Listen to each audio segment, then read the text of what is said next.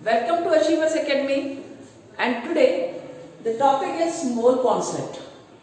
Mole concept is the topic which many students finds very difficult. बहुत सारे बच्चों को लगता है कि मोल कॉन्सेप्ट सबसे डिफिकल्ट टॉपिक है. उनको थोड़ा मोल टर्म का मीनिंग और उसका कॉन्सेप्ट समझने में थोड़ा मुश्किल होती है. आज इस वीडियो को आप देखोगे, कंप्लीट वीडियो देखना, एंड यू विल फील कि the mole concept is not a difficult topic, it's interesting, as well as the numerical based on this topic also you will be able to do easily after learning this topic properly from the video. So please take out your pen paper and start now. See what is mole concept. Before going to the word mole, first of all you know that जब भी हम कोई भी reaction लिखते हैं या हम किसी भी अमाउंट की बात करते हैं, सिंपली हमसे से कोई भी अमाउंट, किसी भी चीज़ का कोई अमाउंट की हम बात करते हैं. सपोज आप मार्केट जा रहे हैं, आपको फ्रूट्स लेना है, वेजिटेबल लेना है, तो उसको किस तरह से आप वे करते हैं? आप जनरली वे करते हैं उसको इन मास, राइट. बट कुछ चीज़ें हैं जिनको आप काउंट करके लेते हैं. So means two things are there to measure the amount, either by mass or by the number. उसी तरह से जब हम एक केमिस्ट्री की बात करते हैं, केमिस्ट्री में जब हम केमिकल रिएक्शन लिखते हैं, मैं यहाँ पर एक रिएक्शन लिख रही हूँ, उसमें किस तरह से हम इसको डिफाइन करते हैं, डिस्क्राइब करते हैं. You see it H2 plus O2, it gives H2O, right. तो H2 रिएक्ट करता है O2 से एंड देन वाटर मॉलिक्यूल बनता है. इसको हम पहले बैलेंस कर लेते हैं. See 2H2O will come here and 2H2O. अब हम किस तरह से इसको डिस्क्राइब कर सकते हैं? There are two ways. One is by number. ठीक है. How can we describe it by number? See, हम क्या कह सकते हैं? ये क्या हुआ? Two molecules of hydrogen. We can write two molecules of hydrogen react with one molecule of oxygen, right? Reactor with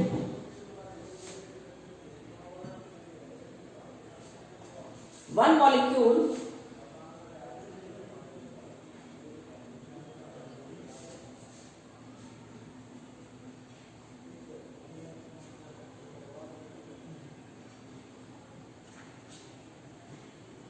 ठीक है. किसने रिएक्ट किया?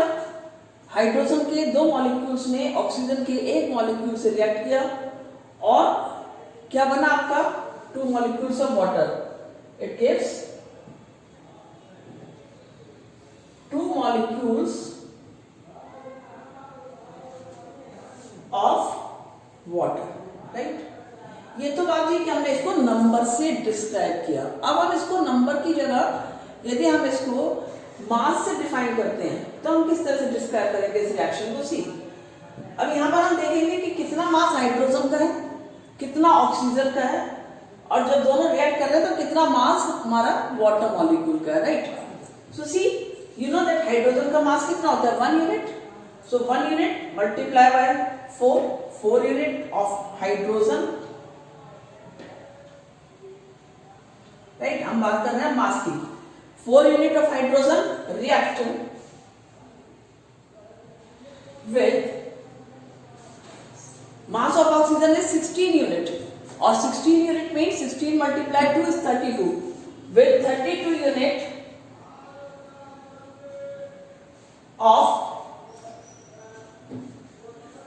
unit of oxygen gives see hydrogen again 4 unit, 2 and 2 4 unit, and oxygen again 16 multiplied to 32 unit, and when we add these two it will be 36 unit, gives 4 unit of hydrogen react with 32 unit of oxygen, give 36 unit of water.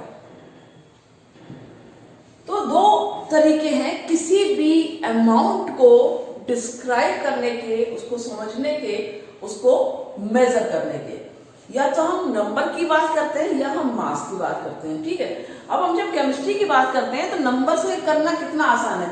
C 2 molecules of, हमें पता है ये एक molecule है, 2 molecules of hydrogen, यहाँ पर 1 molecule है। React with 1 molecule, हमें जरूरत ही नहीं यहाँ पर मास का पता करने की कि कितना मास है हाइड्रोजन का, कितना है ऑक्सीजन का, बहुत ही इजीली। और यदि मास हमें पता भी है तो उसको हमें कैलकुलेट करना होगा, जबकि हम नंबर सिंपली कर देंगे, ठीक है। तो हमें नंबर से करना बहुत आसान है रादर देन मास। और नंबर से हमारे बहुत सारे यूनिट्स हैं जिसमें हम नंबर से ही मेजर करते हैं इन आर जनरल जनरल रूटीन की जो चीजें हम लेते हैं उसमें भी हम कई बार नंबर से ही काउंट करते हैं। Suppose if you say we use 1 unit that is 1 dozen, ठीक है। हम 1 डजन यूज करते हैं, हम 1 ग्रॉस भी यूज करते हैं। 1 डजन को हम कहते हैं it is equal to 12 in numbers and it is equal to 144 in number। तो हम उसके अलावा हम वेट की बात करते हैं तो हम किलोग्राम, ग्राम, ठीक है। यदि हम लेंथ की बात करते हैं तो किलोमीटर, मीटर, सेंटीमीटर इनमें मेजर करते हैं। तो there are so many units which used to measure different types of quantities in different ways। Like so suppose if I say, ठीक है, I am going to market, I am purchasing bananas and if I say कि मैंने 12 bananas लिए हैं, तो इसको मैं ये भी कह सकती हूँ कि मैंने 12 बनानास लिए हैं या फिर मैंने 1 डजन बनाना लिए हैं, right. If suppose I have brought 4 dozen banana, 4 dozen banana का will I say कि 48 बनानास लिए? नहीं, क्या कहेंगे, सीधे सीधे 4 डजन बनानास। तो नंबर में करना बहुत आसान होता है, राइट। हमें 4 बोला और हमें पता लग गया कि 48, ठीक है। We multiply 4 by 12, simple. इसी तरह से ग्रॉस, सपोज कोई चीज आपने 144 लिया या 1 ग्रॉस लिया, 1 ग्रॉस लिया, उसका मतलब हो जाता है कि आपने 144 उसका नंबर लिया है, ठीक है। XYZ what ever you have brought. तो इस तरह से हम नंबर्स में भी मेजर करते हैं। जैसा कि मैंने बताया कि हमने रिएक्शन में भी यहाँ पर नंबर से मेजर किया कि ठीक है 2 मॉलिक्यूल्स ऑफ हाइड्रोजन या 1 मॉलिक्यूल ऑफ ऑक्सीजन। लेकिन this was not sufficient in case of the chemistry, you know. यहाँ पर तो हमारे लाइक सपोज 12 नंबर है, हम काउंट कर सकते हैं कि ठीक है 12 bananas, 12 apples, 12 oranges, what ever. लेकिन क्या हम केमिस्ट्री में हम काउंट कर सकते हैं कि 1 मॉलिक्यूल ऑफ ऑक्सीजन में कितने पार्टिकल्स हैं? यू नो दैट कोई भी मॉलिक्यूल है उसके अंदर पार्टिकल्स हैं, कोई भी एटम है उसके अंदर एटम्स हैं। तो जो particles are very very fine, very very minute, can't be measurable. तो उसके लिए क्या हुआ, एक वर्ड दिया गया मोल, ठीक है। This word mole was given to measure the number of particles, right. और 1 मोल की वैल्यू कर दी गई fix, 1 mole of any entity, ठीक है। यदि हम कहें कि 1 मोल किसी भी एंटाइटी का, whether it is atom, it is molecule, it is ion, वो एक फिक्स नंबर हो जाता है।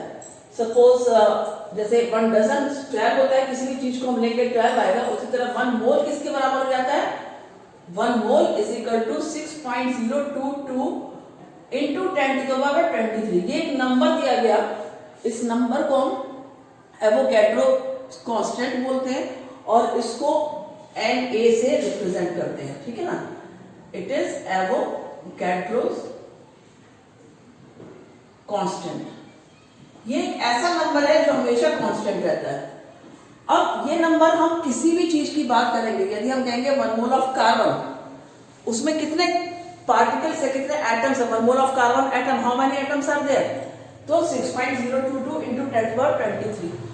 इफ आई से 1 मोल ऑफ हाइड्रोजन एटम, उसमें भी 6.022 इंटू 10⁻23 एटम्स ही होंगे। तो इसको हम इस तरह से समझ लेते हैं, हम लिखते हैं यहाँ पर, suppose 1 mole of carbon atom,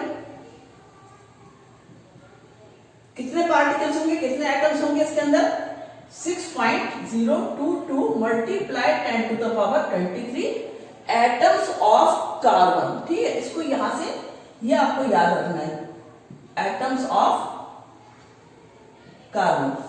if I right here 1 mole of hydrogen atom, ठीक है, यहां पर हमने रेदर देन कार्बन हमने लिया हाइड्रोजन एटम, उसमें कितने एटम्स होंगे हाइड्रोजन के? Again number will remain same, that is Avogadro's constant, that is 6.022 into 10 to the power 23 atoms of hydrogen. ठीक है, तो ये तो हो गई आपकी बात नंबर्स की कि ठीक है 1 मोल में कितने नंबर है? 6.022 into 10 to the power 23 number of particles of any entity whether it is an atom, atom है ये कोई, मॉलिक्यूल है कोई, या फिर ये कोई भी आयन. ठीक है, अब हम यदि बात करते हैं, हमने 1 डजन सपोज बनाना लिया, ठीक है, 1 डजन बनाना लिया, आज लिए 1 dozen banana, suppose again on another day 1 dozen banana you have purchased. Do you think that on both the days the mass of banana will remain same? Might be one day it was big in size, उसका मास ज्यादा होगा, another day suppose it is small in size, उसका मास कम होगा. ठीक है, लेकिन जब हम उसी तरह से जैसे सपोज हमने 1 डजन एप्पल लिए, तो डिपेंड करेगा यदि हम उसको 1 डजन नंबर में, तो ठीक है 12 का 12 ही रहेगा, लेकिन यदि हम मास देखें तो mass will not remain constant on every day, it might be more or less. ठीक है, 1 किलो भी हो सकता है, 1.5 किलो भी हो सकता है, 1.25 किलो भी हो सकता है, कम भी हो सकता है, कुछ भी हो सकता है मास. It is not fixed. It will depend on the size, and even it will not at all fixed. But यदि हम बात करते हैं मोल की, मोल has one more advantage over the dozen, over the gross. वो एडवांटेज क्या है कि इसमें मास हमेशा सेम रहेगा, राइट? अब जैसे सपोज मैंने लिखा है यहाँ पर 1 mole of carbon atom is equal to 6.022 into 10 to the power 23 atoms of carbon. Carbon का मास कितना होता है? कार्बन का मास होता है 12 यूनिट, तो हमेशा इसका मास 12 यूनिट ही रहेगा, ये चीज याद रखनी है. It is also equal to relative mass of carbon atom, that is equal to 12 gram of carbon atoms. ठीक है, अब आप पूछेंगे मैंने यहां पर ग्राम क्यों लिखा? See I have written here gram, 12 gram of carbon atom. Students ये चीज याद रखनी है आपको कि जब आप मोल के कॉन्सेप्ट, मोल के रिलेशन में आप मास लिखेंगे, right, means molar mass, it will become molar mass. और जब आप मोलर मास लिखेंगे तो मोलर मास की जो यूनिट होगी वो रिप्रेजेंट होगी बाय लेटर जी, जबकि हम जो atomic relative atomic mass unit है वो यू है. अब see what is interesting here, the numerical value,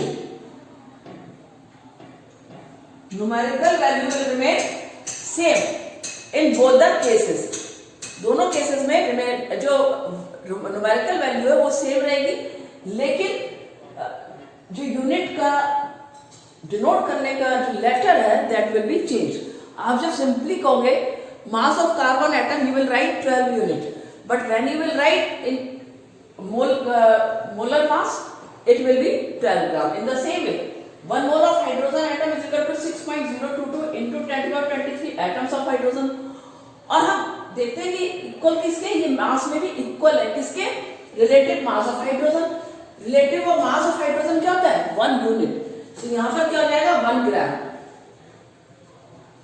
of hydrogen atoms. Atom है तो एटम्स नहीं. ये हमेशा याद रखना है कि 1 मोल 2 चीजों के बराबर होगा. पहला नंबर ऑफ पार्टिकल्स, दूसरा mass, right, that will be called here molar mass of the particular atom और molecule. Suppose I am writing here 1 mole of oxygen atom. ठीक है, हमें पता है ऑक्सीजन का मास कितना होता है? 16 यूनिट. तो यहां पर हम क्या लिखेंगे? It is equal to 16 gram of oxygen atoms. ठीक है, ये 16 ग्राम ऑफ ऑक्सीजन एटम के भी बराबर होगा, साथ ही किसके बराबर होगा 6.022 multiply 10 to the power 23 atoms of oxygen. ये करते करते आपको याद हो जाएगा, लिखते जाना, जैसे जैसे मैं लिख रही हूँ वैसे वैसे लिखते जाना, यू विल फील कि बहुत ही आसान है, बहुत इजीली समझ में आएगा। अब एक बार एग्जाम्पल में यहां पर लिख रही हूं that 1 mole of oxygen molecule, right. अब देखते हैं ऑक्सीजन मॉलिक्यूल में क्या होता है, ये भी कितने मॉलिक्यूल्स के बराबर होगा, yes 6.022 multiply 10 to the power 23 molecules of oxygen, right?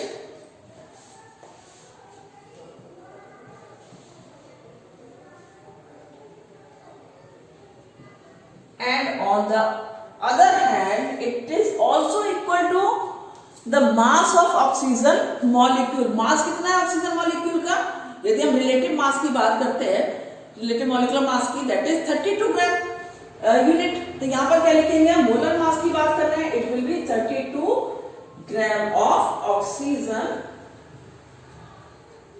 Molecule. तो है ना आसान, बहुत आसानी से समझ में आया होगा कि ये दो चीजें हमें याद रखनी है। यदि हमें कहीं पूछा गया है कि 1 मोल ऑफ कार्बन एटम का मास बताओ, easily we can say 12 gram of carbon atom. हमसे पूछा गया कितने पार्टिकल्स है, कितने एटम्स है 1 मोल में कार्बन एटम के, हमें पता है 6.022 into 10⁻23।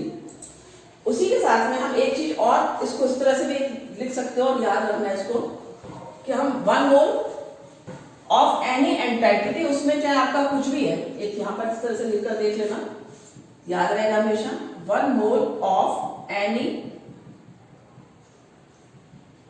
Entity it will be equal to 6.022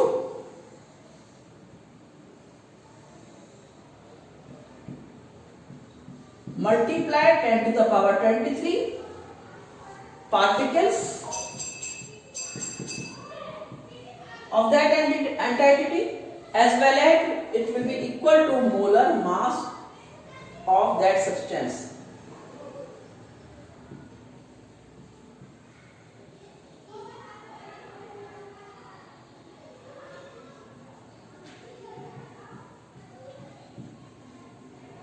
तो ये तीन चीजें हमेशा बराबर होंगी एक दूसरे के।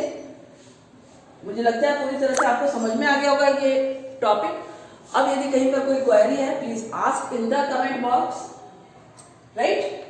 ये इस पर बेस्ड न्यूमेरिकल होंगे जिसकी प्रैक्टिस मैं नेक्स्ट वीडियो में कराऊंगी। Thank you for watching the video, bye bye.